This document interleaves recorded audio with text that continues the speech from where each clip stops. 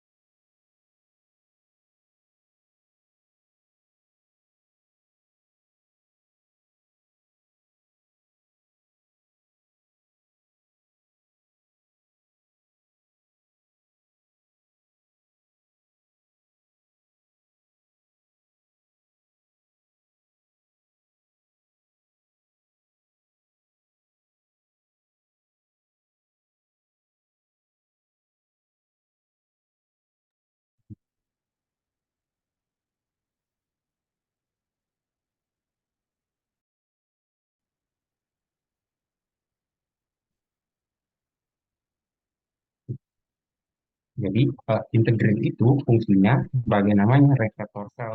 Jadi dia akan membuat selnya itu bereaksi terhadap eh, suatu istilahnya reseptor atau suatu kondisi yang membuat selnya itu berubah atau mengeluarkan hormon reseptor sel. Oke. Nah, kita lanjut ke serat protein yang pertama itu ada kolagen.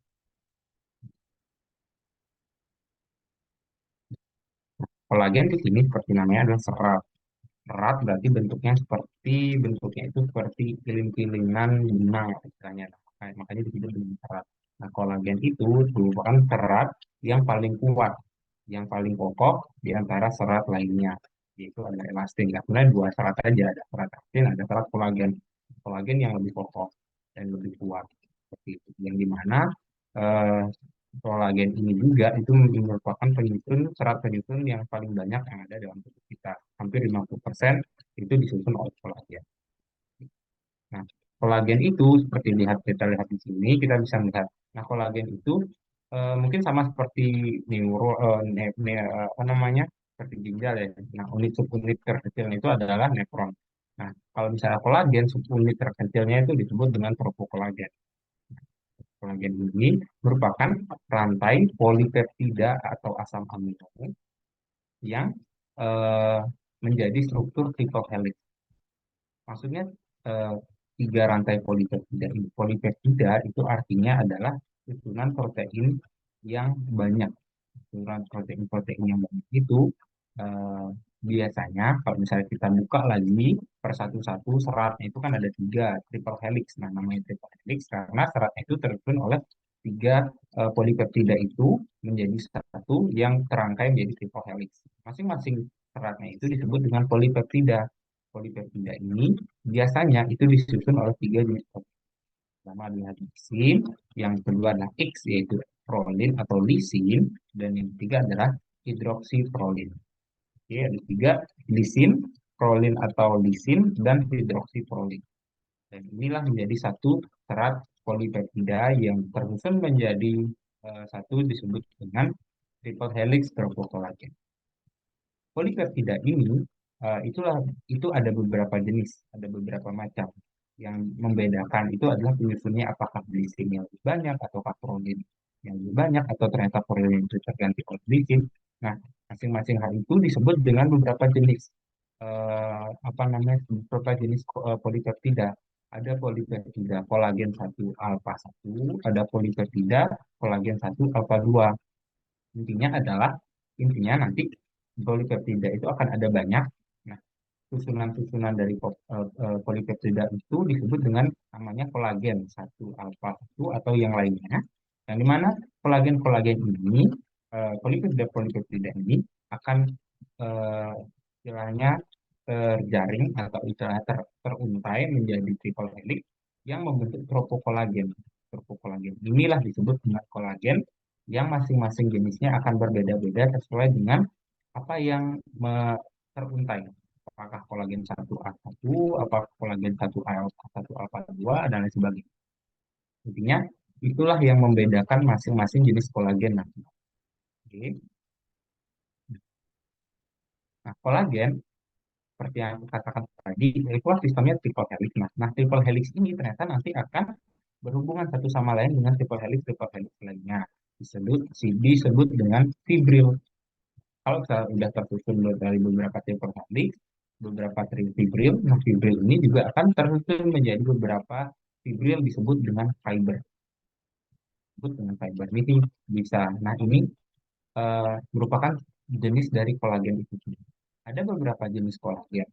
Nah, ada yang kolagennya seperti fibril ini, seperti gelondongan ini, yang tersusun seperti istilahnya seperti kabel itu tersusun oleh beberapa serat-serat disebut dengan fibrilar yang memiliki eh, tiga dimensi, yang memiliki apa namanya tiga tiga ruang. Jadi ada ke atas, ke samping dan juga ke bawah. Itu seperti bentuk kubus, seperti bentuk apa namanya eh, tabung, ya, 3D, rangka rangka tiga dimensi Jadi mana kolagen-kolagen yang bentuknya seperti itu adalah kolagen tipe 1, 2, 3, 5 dan 14. Nah, ada juga kolagen yang hanya bentuknya seperti lembaran, yang biasanya itu kolagen yang berada di bawah dari menjadi dasar dari sel-sel epitel. Jadi dia biasanya adalah tujuannya untuk sebagai penyokong. Nah, disebut juga atau juga sebagai networking atau kolagen yang berfungsi sebagai eh, pemberi pesan, networking, pemberi pesan ke antar sel ataupun antar seluler matrik. Nah, tipe kolagen itu adalah kolagen yang tipe 4 dan juga 10. Ada juga kolagen yang bentuknya tidak seperti lembaran, juga tidak seperti fibril atau fiber ini, tapi dia bentuknya pendek. Kolagen-kolagen pendek yang tujuannya nanti lebih ke apakah itu fungsinya untuk membuat peregangan dan juga membuat tension atau membuat strukturnya itu firm. Nah, kolagen-kolagen itu ada kolagen 7, 9, 12, dan juga 14. Oke. Nah, jadi kita sudah tahu, oh berarti kolagen itu seperti serat, pilihan-pilihan baju, benang. Nah, di mana kalau kita zoom lagi, ternyata benang-benang itu tersusun juga pilihan dari tiga polipeptida. Tiga polipeptida ini itu tersusun oleh masing-masing tiga polipeptida itu tersusun oleh tripsin, X, dan Y.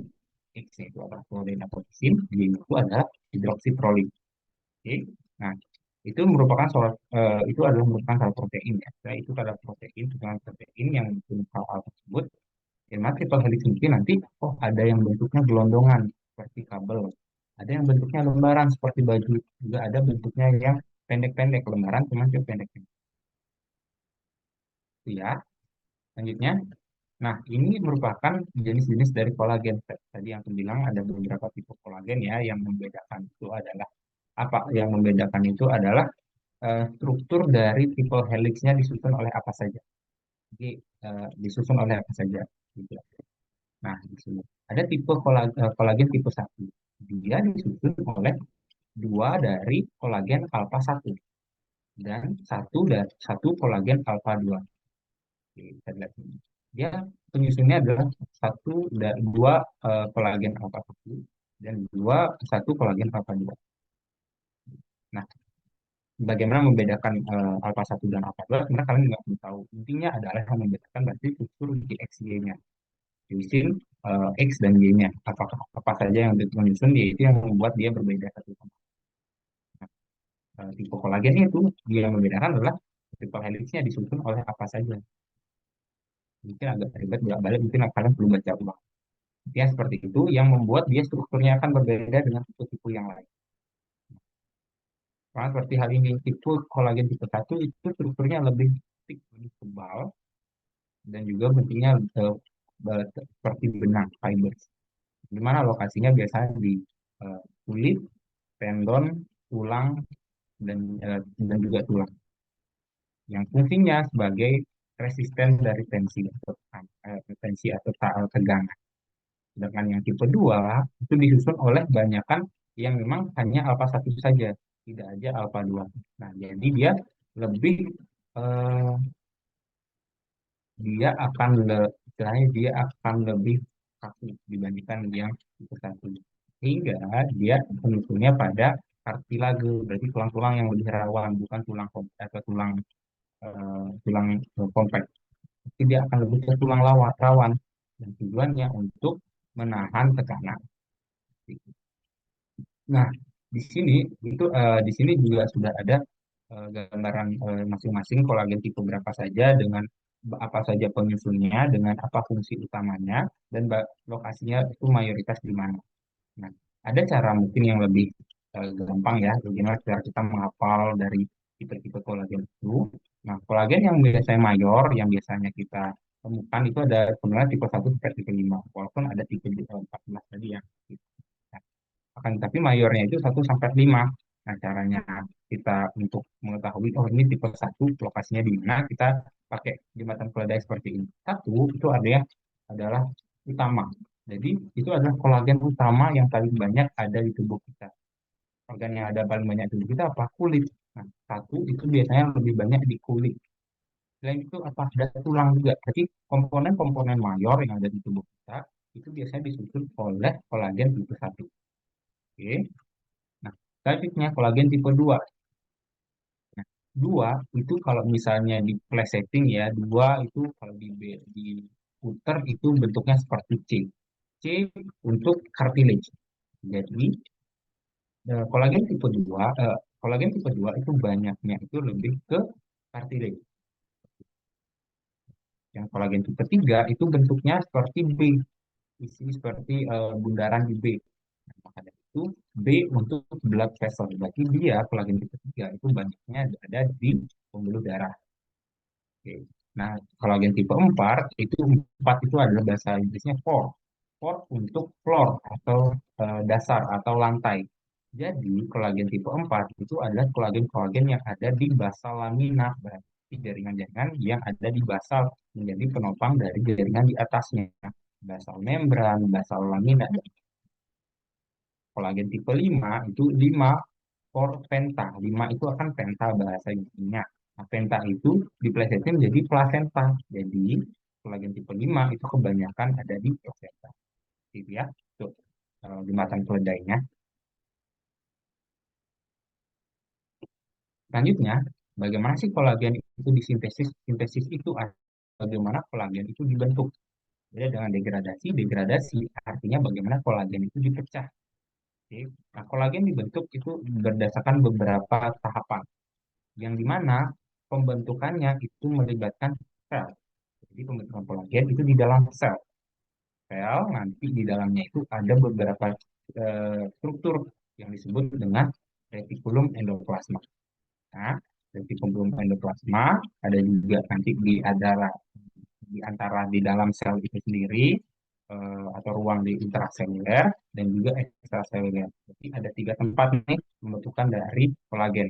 Yang pertama adalah di retikulum endoplasma di dalam sel, eh, habis itu di luar, di dalam atau istilahnya adalah di di ruang di intrasel dan juga ruang ekstrasel. Oke. Nah, yang pertama adalah yang di retikulum endoplasma.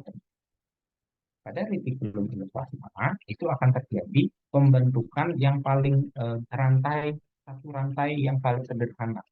Nah, pembentukan satu rantai yang paling sederhana yang menjadi nanti kolagen itu disebut dengan pre propeptide. Oke. Nah, ingat satu kolagen atau istilah satu kolagen, tipe kolagen itu disebut dengan tropokolagen. Satu yang disusun oleh triple helix. Triple helix ya. Masing-masing triple helix tersebut disusun disebut dengan peptide, peptida. Nah, jadi ada penamaan propeptida. Artinya itu pro artinya adalah awalan. Sehingga propeptida adalah struktur yang mengawali dari peptida. Jadi ada pre-propeptida, berarti struktur yang sebelum dari propeptida itu juga. Jadi pertama-tama pada endoplasmic reticulum akan disusun rantai satu serat yang disebut dengan pre pre-propeptida. Nah, pre-propeptida ini adalah susunan-susunan tadi, ada yang susunan glisin, X dan Y-nya. Oke, habis itu pre-propeptida ini akan dihidroksilasi, ya, yang dimana nanti akan di mana dari susunan kan GXY tadi, GXY glisin, nah GXY dari glisin ataupun prolin dan juga hidroksiprolin. Pada bagian X-nya, prolin ataupun lisin itu akan mengalami hidroksilasi. Hidroksilasi ini melibatkan adanya enzim. Enzim yang disebut dengan prolihidroksilase atau lisin hidroksilase. Setelah itu mengalami hidroksilasi, dia akan berubah menjadi hidroksiprolin atau hidroksilisin. Oke. Nah, setelah itu terjadi karena dia sudah terhidroksilasi, jadi disebut dengan hidroksiprolin atau hidroksilisin. Nah, dia akan dikeluarkan ke dalam, keluarkan dari akan dikeluarkan ke dalam intraseluler. Nah, di intraseluler itu dia akan ditambahkan lagi gugus gula atau galaktosa atau glukosa. Gugus gula ini atau disebut penambahan gugus gula ini disebut dengan glycosylation. Nah, glycosylation ini akan membuat hidroksiprolin atau hidroksilisin ini menjadi propeptida. Yang tadi awalnya pre-propeptida, yaitu pada saat dia masih sebagai translasi, setelah itu dihidroksilasi, hidroksilasi, sekarang ditambahkan gugus eh, glukosa, galaktosa ataupun glukosa itu kan disebut dengan propeptida. Ini ya, gugusnya itu disebut yang merah ataupun yang abu-abu. Setelah gugus itu terbentuk, dia eh, satu rangkaian propeptida ini akan tersusun, terpilih-pilih menjadi prokolagen. Namanya prokolagen, berarti sudah mau. Dia adalah kolagen awal, kolagen yang awal. Oke. Nah, dia pada saat dia sudah menjadi prokolagen, dia tinggal apa yang tinggal dia rubah? Dia tinggal merubah ujung-ujungnya saja. Ini ujung-ujungnya belum menyatu sama lain. Nah, ini yang perlu dipotong agar menjadi suatu tropokolagen. Jadi suatu kolagen yang utuh. Nah, di mana dia bisa dipotong? Dia bisa dipotong di luar sel. Jadi dia perlu dikeluarkan dulu ke ekstraseluler. Nanti di ekstraseluler dia akan eh, dia akan dipotong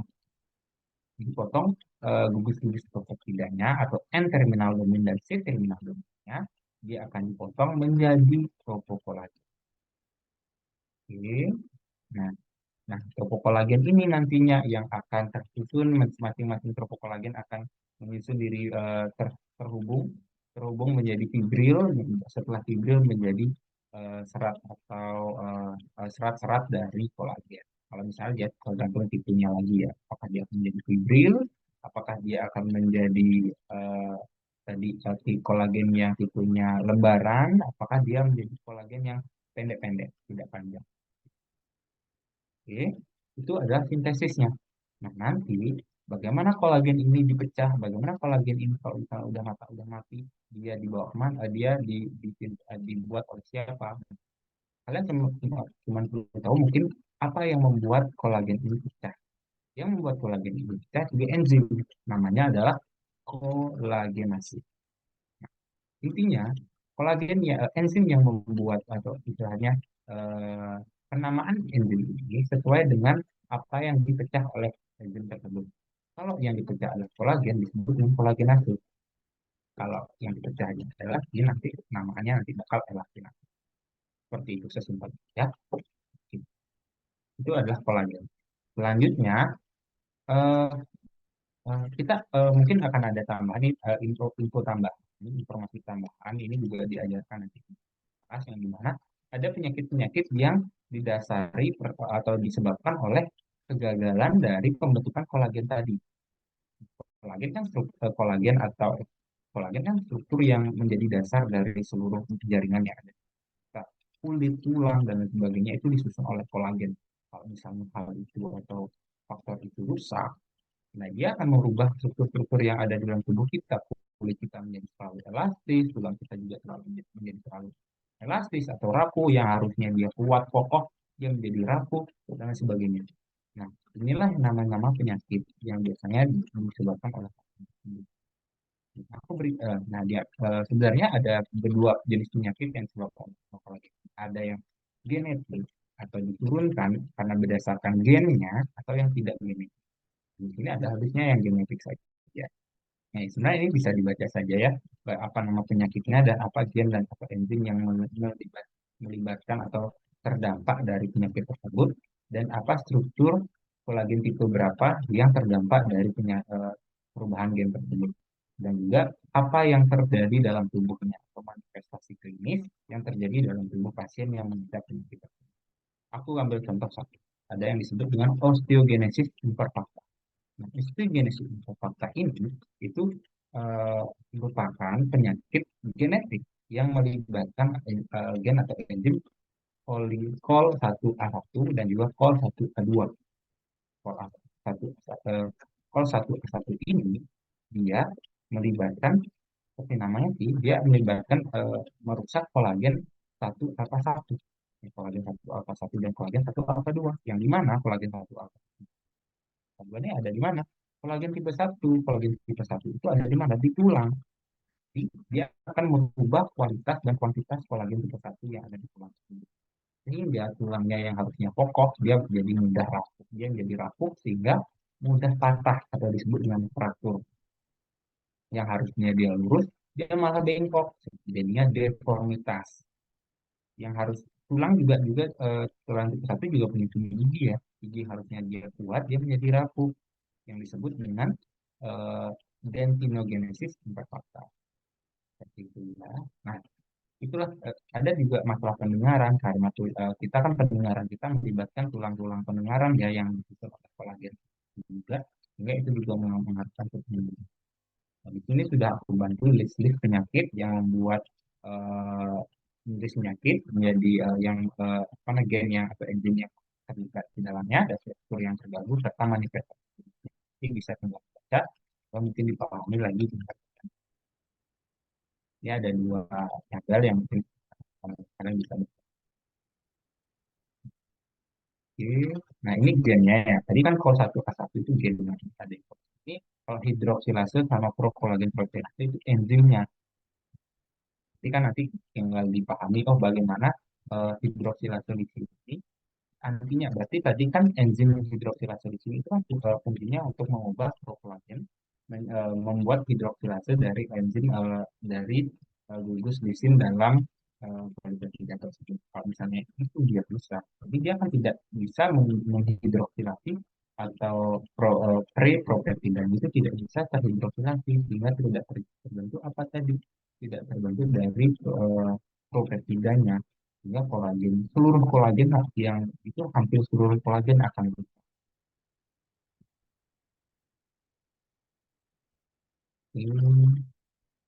Nah itu tadi kolagen itu ada serat yang kokoh. Sekarang yang membuat kekokohan atau yang membuat apa namanya strong dalam tubuh, ada serat yang membuat tubuh kita menjadi sedikit elastis. Serat yang membuat tubuh kita elastis itu yang disebut dengan elastin. Buat serat yang membuat kita kokoh itu kolagen. Kalau kita elastin sama seperti namanya seratnya elastis. Tadi ada yang nama unit yang terkecil yang ada di kolagen disebut dengan tropo. Kalau misalnya di elastin disebut dengan tropoelastin. Tropoelastin ya bisa dilihat di sini bentuknya. Kalau misalnya kolagen itu bentuknya pilin-pilinan dari polipeptida, ini bentukannya tidak. Dia hanya satu rantai polipeptida yang tersusun, yang terhubung oleh cross-link yang disebut dengan desmosin. Yang di mana tropoelastin ini akan menempel di struktur eh, yang disebut dengan fibrillin. Bisa dilihat di sini pertama-tama. Nah, disusun oleh tropoelastin. Tropoelastin ini elastic fiber yang sudah saling menyatu oleh protein. Ini yang ada di banyak di kulit ya, sehingga membuat kulit kita menjadi lentur. Selain tadi traumanya, kulit kan juga kalau dirobek kan susah. Kalau baru ada trauma baru dia kalau dia kan susah. Itu juga kolagen. Kalau misalkan elastin ini, dia membuat kulit kita juga menjadi elastis. Elastis artinya dia kalau diragamkan, dia dilepas bisa kembali. Nah, dia bisa kembali ke posisi semula. Seperti kalau misalnya kita tarik, terus kita lepas, dia akan kembali seperti posisi semula. Beda dengan nanti kalau misalnya orang-orang yang sudah tua, dia sudah kondisi-kondisi kondisi dari serat elastinnya sudah menurun, sehingga dia kalau ditarik dia akan eh, tidak akan bisa kembali dengan baik lagi. Dia disebut juga sering, gitu ya. Nah, tropoelastin itu tambahan aja. Nah, sekarang kita tropoelastin dilihat seperti ini. Oh, dia tersusun oleh rantai-rantai yang disusun oleh crossing. Kita buka, kita zoom lagi. Nah, sebenarnya satu rantai satu helai dari protein elastin ini atau molekul elastin ini itu susunannya apa saja sih? Oh, ternyata susunannya hampir mirip dengan kolagen. Kan, tapi dia tidak triple helix saja, tapi dia disusun oleh satu rantai prolin, glisin, dan juga lisin. Akan tapi ada yang hilang nih. Apa yang hilang? Ternyata hidroksiprolin tidak ada di sini. Hidroksiprolin tidak ada di sini.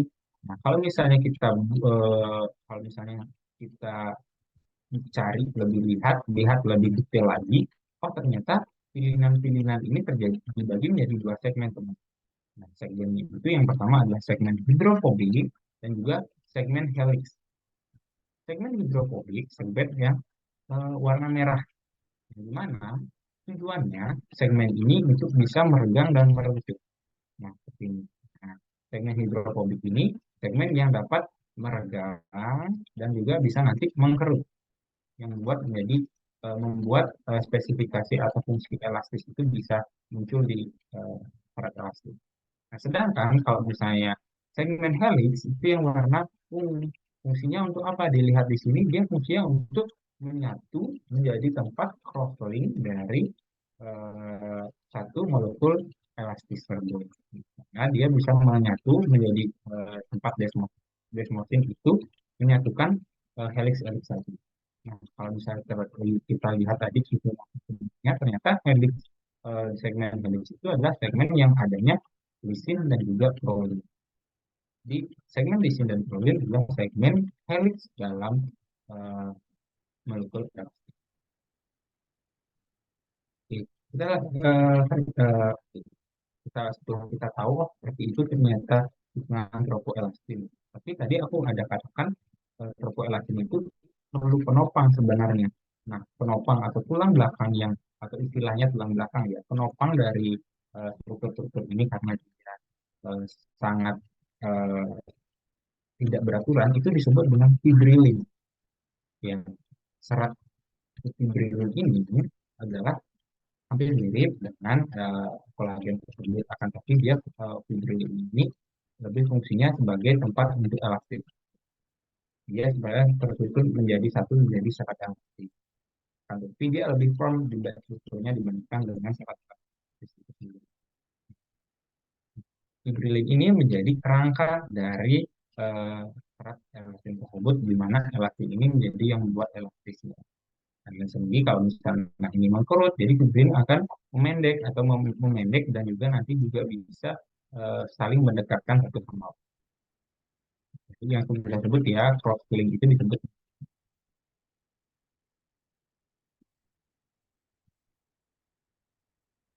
Oke, kita lanjut. Kerat elastin sama seperti kolagen. Gimana sih sintesisnya? Sintesisnya juga hampir mirip. Bedanya nanti ada di penambahan gugus perbedaannya nanti tidak ada glukosilasi. Ada disebut dengan glikosilasi. Tidak akan ada penambahan gugus glukosa di proses reaksi tersebut. Ya. Prosesnya juga tetap sama, berada di dalam gen dan melibatkan reaksi. Di mana sama juga polipeptida yang paling awal itu disebut eh, prolin itu akan mengalami tadi yang awalnya kan hidroksilasi. Dia akan mengalami hidroksilasi menggunakan proline hydroxylation. Kalau misalnya dia sudah terhidroksilasi akan disebut dengan hidroksiprolin. Karena juga namanya hidroksiprolin. Hidroksiprolin dia akan tersekresikan ke dalam keluar dari eh, keluar ke dalam ekstrasel, keluar ke ekstrasel, lalu di ekstrasel dia akan bertemu tadi fibrin atau fibriller protein. Nah, di fibriller protein. Oh, sebelum itu dia akan dipotong dulu. Tadi hidroksiprolin, dia setelah dikeluarkan, dia akan dipotong sama kayak tadi di kolagen. Dia setelah keluar dari keluar ke ekstrasel, dia akan dipotong ujung-ujungnya, dirapikan, dipangkas nih ujung-ujungnya menjadi satu serabut yang lebih cantik loh istilahnya. Setelah itu dia akan tersusun dengan mikrofibril protein. Protein fibril tadi dia akan tersusun menjadi tropoelastin.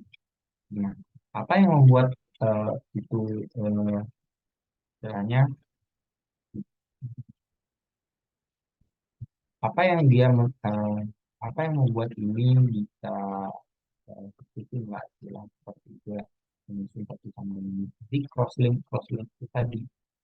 Hmm, Setelah dia mengalami ikatan atau yang dimana ikatan disebut ikatan-ikatan ini difaktorkan atau istilah dibantu oleh enzim juga disebut lisit oksidasi, dia akan menjadi elastic fiber itu sendiri. Gitu ya. Jadi sama ya, awalnya dia jadi benang satu benang saja. Setelah satu benang itu dia akan terjadi hidroksilasi, hidroksilasi dari prolin, gugus prolin dan ataupun gugus lisinnya. Setelah dia terhidroksilasi, dia keluar langsung dari gen, dia akan keluar langsung ke intraseluler karena di dalam intrasel dia tidak perlu adanya yang disebut dengan glikosilosis. Tidak ada penambahan gugus glukosa, dia langsung saja dikeluarkan dan juga tidak ada eh, pembuatan atau penyuntaian hiperhelix. Jadi dia satu gen saja dia langsung dikeluarkan ke ekstra. Di ekstra masih tetap dipotong-potong dengan prokreasi. Setelah itu dia akan bergabung dengan serat-serat fibrin menjadi serat-serat fibrin yang dimana dibantu oleh enzim yang disebut dengan lisil oksidasi. Setelah itu beberapa itu dia baru menjadi serat elastik. Nah, reduksinya tadi juga sama. Kalau misalnya kolagen di kolagen masuk, kalau elastin, elastin dia direduksi oleh enzim elastase. Oke. Nah, tadi kan juga ada penyakit terkait dengan kolagen ya. Ini juga ada penyakit yang eh, menyerang dari serat elastin tersebut. Akan tetapi dia menyerang penyakit yang khas itu adalah penyakit yang menyerang fibrinnya tadi. Nah, fibrinnya tadi yang diserang sehingga serat-serat serat-serat dari tropoelastin itu tidak bisa menyatu dengan fibrin karena fibrinnya rusak. Jadi tempat-tempat penyatuannya itu bolong-bolong sehingga fibrin tropoelastin tidak bisa menyatu di sana. Nah, yang begini Marfan disebut dengan Marfan syndrome. Marfan syndrome ini merupakan mutasi genetik juga dari gen 15 pada kromosom yang membuat defek pada fibrinnya. Akibat itu tidak dapatlah yang tidak dapatlah itu menyatu, yang dimana defek ini disebabkan oleh gen kromosom yang membuat gangguan dari metabolisme tembaga faktor yang mengganggu enzim lisil oksidasi. Lisil oksidasi ini yang berfungsi dalam atau istilahnya lisil oksidasi ini yang berfungsi dari dalam eh, menyusun dari serat-serat fibrin. Kalau penyusunnya itu tidak rusak, jadi dia fibrinnya itu juga tidak dapat menahan dari ditempelkan ke sehingga karena dia tidak tertempel atau tidak kalau kan walaupun dia elastis dia juga perlu penopang ya. Dia juga perlu istilahnya kalau misalnya kita tarik dia dapat kembali ke posisi semula dia perlu posisi semulanya apa dulu. Nah, posisi semulanya apa itu adalah fibril. Tidak seperti itu. Jadi sebenarnya elastis itu ibaratnya seperti per, per yang dimana kita kaitkan ke dalam kayu. Per yang kita kaitkan ke dalam kayu. Kalau misalnya dia nggak ada kayu, pernya itu akan eh, lepas kemana-mana. Nah, lepas kemana-mana sehingga dia tidak ada bentuk formnya. Pada saat dia tidak ada bentuk formnya, dia berarti terlalu elastis, terlalu rusak atau terlalu tidak terlalu elastis ya, sama kayak sehingga bentuk tubuh yang ada di sini contohnya adalah ini dia akan adanya tekstur itu atau tekstur ekstraktosin karena disebut karena ini kan bagian-bagian tulang dari toraks kita kan disusun oleh kartilago kebanyakan ya. Itu juga disusun oleh elastin. Kata elastin kalau juga udah terlalu lembek, tidak terlalu elastik, dia juga dapat ternyata tergantung dengan trauma yang dihadapi. Kalau dia trauma yang terlalu menarik, terus dia mungkin praktis apapun dia melakukan cokong, cekok istilahnya, hilang lawan. Sedangkan kalau misalnya trauma keluar, dia mungkin begini praktis karena sama juga di sini tangan-tangannya akan panjang dan juga lentur atau disebut dengan arachnocandidate, arachnodactyl, arachnodactyl. Dan juga di sini juga ada masalah aneurisma pada aortanya. Jadi aortanya itu mungkin akan bolong-bolong karena ini kendali berat tersebut juga adanya elastin. Sehingga kalau misalnya elastinnya tidak tolong, dia bisa aja robeknya mudah. Jadi dia membuat eh, eh, aneurisma itu istilahnya kalau balon nih, balon. Kalau misalnya balon itu dekat di satu permukaan saja. Nah, kalau kita tiup, dia akan muncul bendulan atau istilahnya satu gelombang satu lagi. Nah, kalau misalnya itu, kalau misalnya dia udah, intinya kalau misalnya dia datar, kalau balon bagus kan dia mengembang seluruhnya. Jadi bentuknya bulat. Kalau misalnya dia ada terasa defek di satu area, dia akan mengembang, tapi satu area ini juga akan mengembang lebih besar. Nah, itu buat aneurisma yang membuat kalau misalnya terlalu banyak tekanannya, dia mudah pecah. Itulah yang mendasari dari. Oke, nah tadi kita sudah belajar terkait serat ya. Nah, kita akan belajar sekarang kita beralih ke lingkungan sekitar serat ya, atau ground substance. Ground substance-nya adalah komponen yang antar sel dan serat yang fungsinya ada empat. Satu, difusi, artinya ada perpindahan suatu komponen akibat perbedaan tekanan. Yang kedua ada lubrikasi, jadi dia akan membuat dia lebih lubrikan itu artinya dia menjaga agar istilahnya dia lebih jelas. Jalannya itu lubrikasi itu artinya dia membuat saluran itu menjadi lebih mudah dilalui lubrikasi. Dan juga ada tiga proteksi melindungi dari bawahnya dan juga adhesinya dia untuk pelekatan. Nah, kita akan belajar terkait dengan masing-masing fungsi ya. Fungsi yang pertama adalah barrier atau proteksi itu ditamakan oleh yang namanya struktur disebut proteoglikan. Proteoglikan artinya atau disebut juga dengan core protein. Saya lihat di sini ya. Nah, di sini itu ada beberapa organ substance, itu ada amil hyaluronan, ada kalau misalnya buka lagi kayak daun eh, daun putih malu itu di mana ternyata susunannya garis cabang utama adalah hyaluronan. Yang pertama hyaluronan itu bercabang dari protein, core protein. Yang core protein itu ada helai-helainya di glicoaminobutyric. Nah, proteoglikan yang berfungsi sebagai barrier atau pelindung dari seluruh komponen di sini itu adalah core proteinnya, yang garis yang panjang di sini. Ini core protein fungsinya sebagai pelindung. Core protein ini merupakan tempat penempelan dari DNA, glikoaminoglikan, yang mana glikoaminoglikan ini akan berhubungan dengan serat-serat protein atau kolagen. Dia akan menempel ke kolagen atau dia akan menempel ke sel seluler ekstraseluler lainnya, menempel ke hyaluronan dan hal-hal penempelan. Satu sisi dia menempel di sana, menempelkan di satu sisi lain dia menempel di hyaluronan. Dia menempel di hyaluronan melalui protein. Sintesisnya bagaimana sih awalnya nih bentukannya kayak gimana? Sama juga dia dibentuk oleh di dalam sel oleh rektikum endoplasma dan langsung dibawa ke aparatus Golgi lalu disekresikan keluar keluar sel ke dalam sel.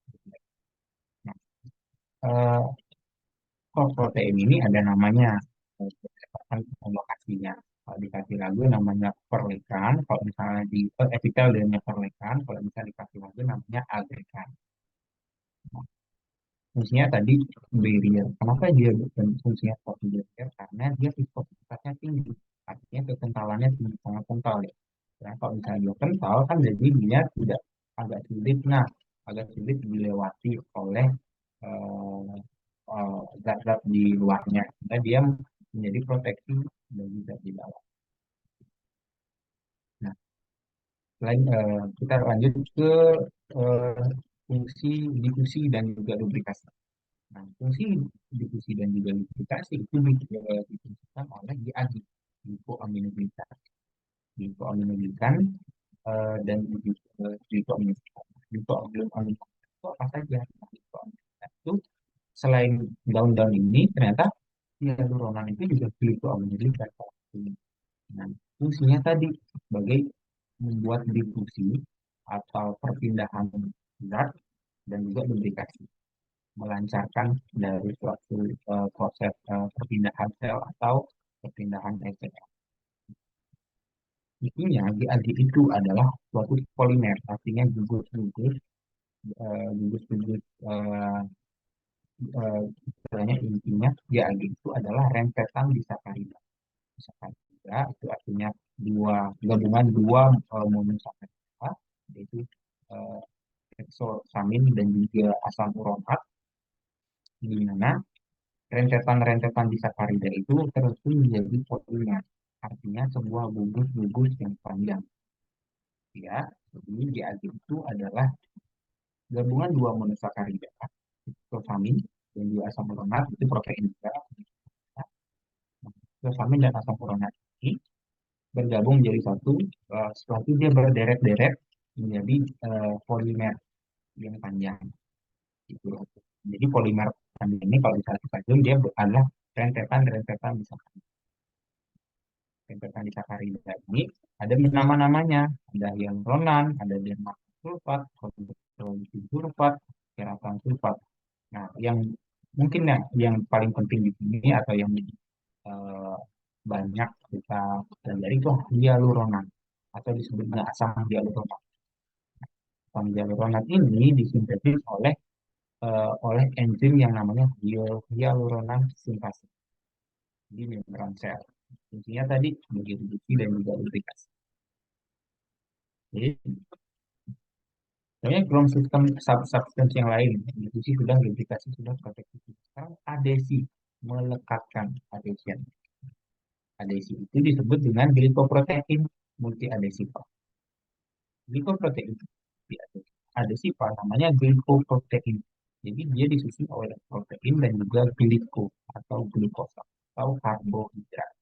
Nah, molekul protein dan karbohidrat ini, protein itu tidak, kalau sudah dia saja, dia akan berikatan dengan ikatan kovalen.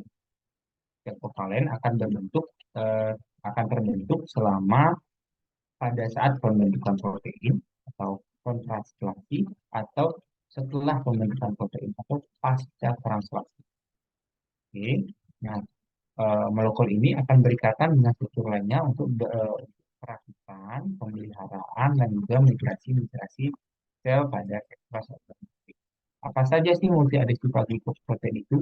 Ini yang bentuknya laminin dan juga kolagen. Yang kecil-kecil bentuknya seperti penyambung-penyambung ini yang berfungsi untuk melekatkan satu sama lain, itu disebut laminin dan juga fibronektin kok. Fibronektin.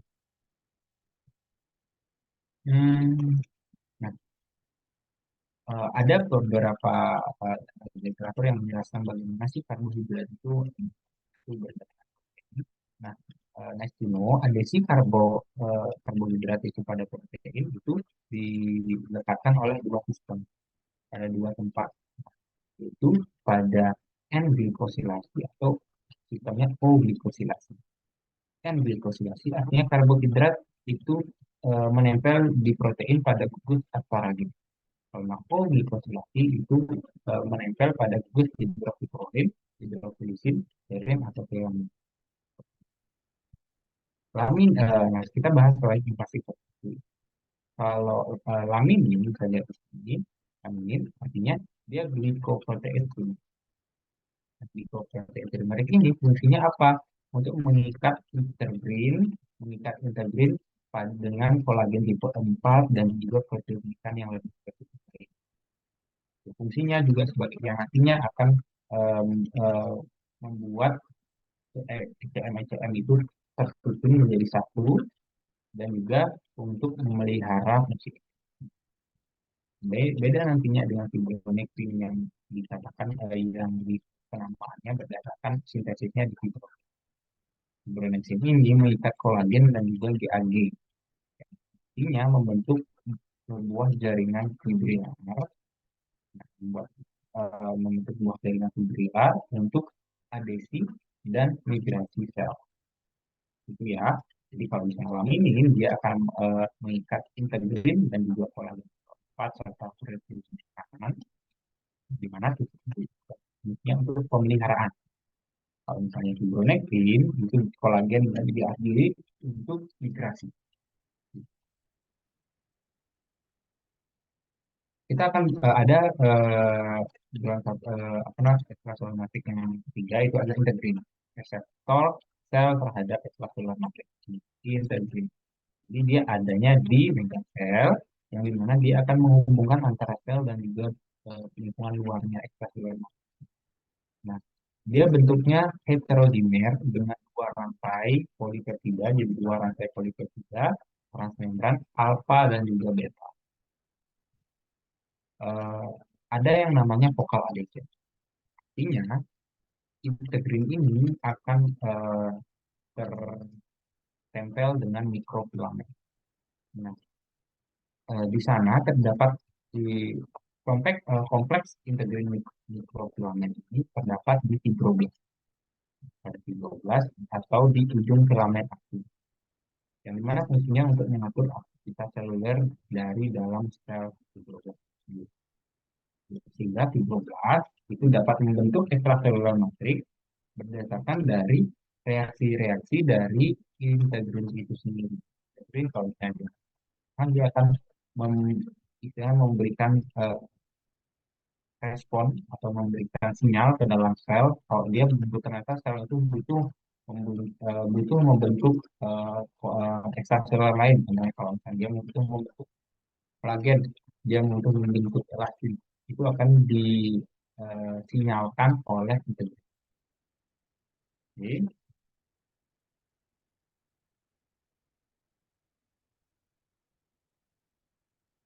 Setelah itu, nah, vokal integrin. Tadi kita sudah belajar ekstraselular matrix. Jadi, ekstraselular matrix itu kita bagi.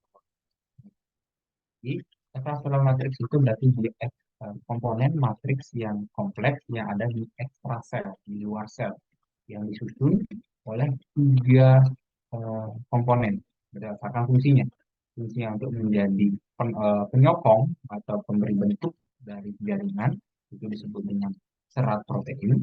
Yang kedua, kalau dia keras atau kokoh itu adalah kolagen. Kalau misalnya dia elastis, yang namanya elastin. Ada lain lagi yang berfungsi sebagai lubrikan pelekat, ada yang berfungsi sebagai barrier dari uh, ekstraselular matrix dan jaringan di bawahnya. Itu disebut dengan ground substance. Di ground substance itu jadi dibagi lagi ada tiga. Pertama ada uh, proteoglikan, yang kedua ada GAG gitu aminoglikan, dan juga ada dan ada glycoprotein. Glycoprotein.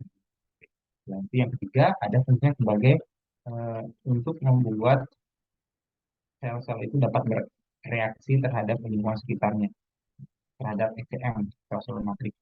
Nah, itu disebut dengan integrin. Integrin itu membuat sel itu dapat memproduksi ekstraselular matrix, ekstraselular matrix lainnya berdasarkan sinyal yang didapat. Ya, oke. Kita akan kembali lagi ke konsep kita awal. Jaringan disusun oleh sel yang dibedakan berdasarkan ekstraselular matrixnya.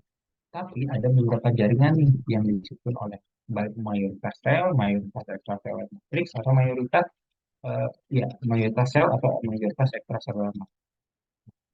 Ternyata struktur yang mayoritas disusun oleh extracellular matrix, jaringan yang disusun oleh extracellular matrix itu adalah jaringan ikat, connective tissue. Sedangkan tisu-tisu yang lain itu disusun oleh mayoritas sel-selnya. Ada epithelial tisu yang disusun oleh kebanyakan adalah sel epitel, ada muscle tissue yang disusun oleh sel otot, nervous tissue juga yang disusun oleh mayoritas sel nervous, sel saraf.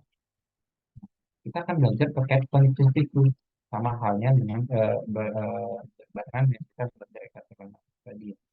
Jadi connective tissue itu adalah sel yang mayoritas atau jaringan yang mayoritas disusun oleh extracellular matrix dibandingkan dengan empat tipe sel lain. Konektif itu tisu itu sendiri nanti akan dibedakan berdasarkan penyusun-penyusun extracellular matrixnya tadi. Nah, ada yang disebut dengan proper connective tissue, ada yang embryonic connective tissue, ada yang specialized connective tissue. Jadi sebenarnya di literatur ada yang mengatakan ketiga hal ini berbeda.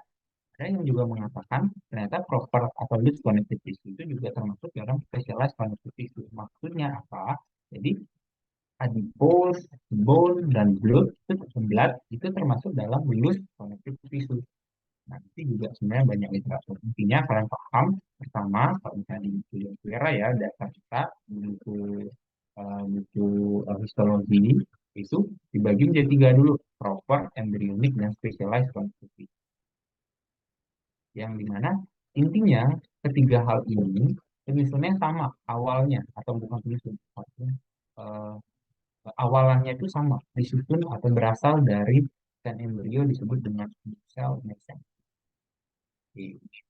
Ya, yang akan menjadi nanti akan berkembang menjadi proper embryonic.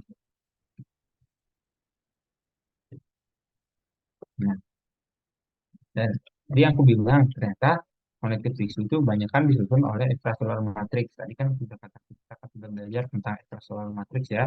Nah, kita akan belajar mungkin ke faktor yang penyusun yang lain itu lebih ke selnya sekarang. Sel dalam connective tissue ada beberapa tipe atau ada beberapa penamaan. Penamaan ini atau tipe-tipe sel ini memiliki fungsinya masing-masing. Nah, ada fibroblast.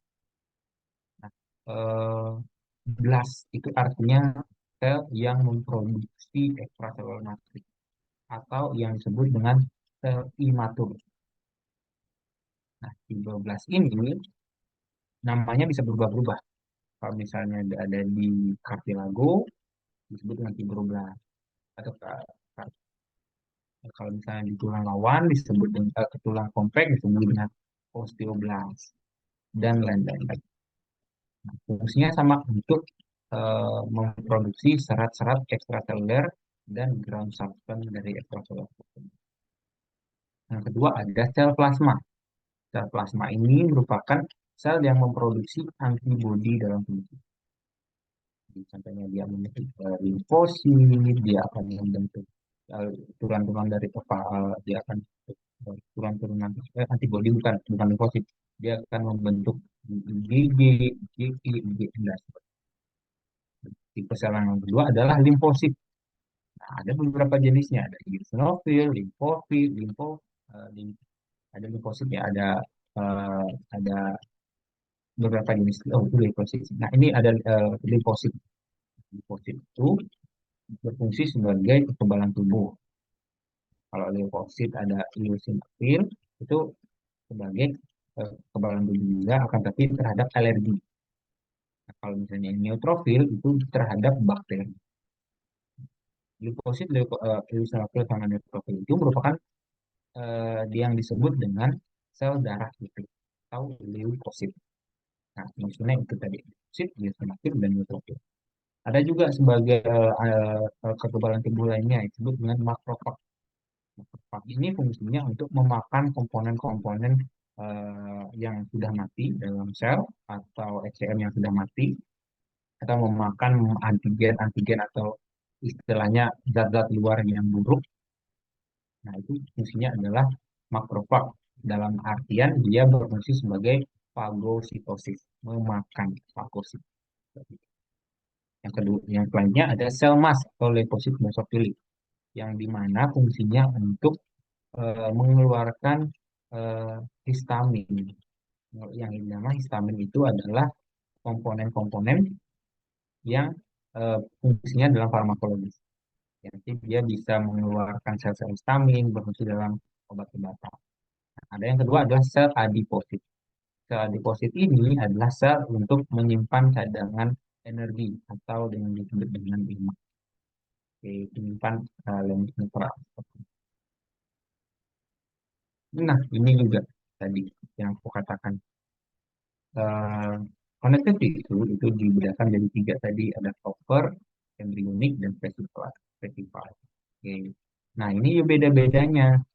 Nah, kalau misalnya connective tissue yang proper itu dibagi ada tiga, loose, dan irregular, dan dense regular. Kalau loose connective tissue, dia eh, organisasinya atau komponen pensusunnya kebanyakan itu adalah ground substance.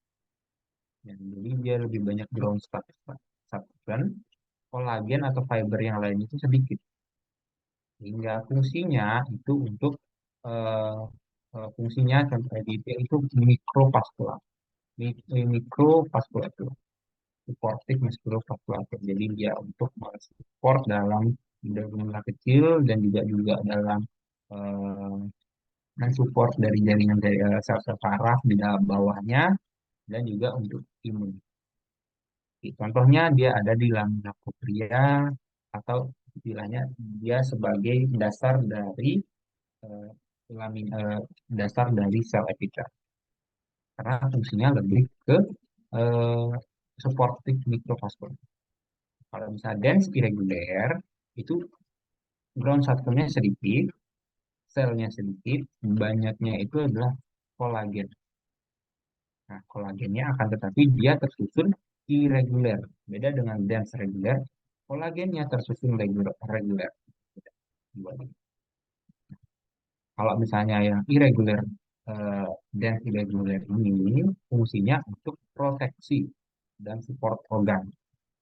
Dan karena dia seratnya tidak beraturan, jadi dia susah dirobek. Sama seperti kalau misalnya daun ya, kalau daun ya contohnya kalau misalnya daun eh, apa pisang yang seratnya itu lurus-lurus aja kan mudah robek.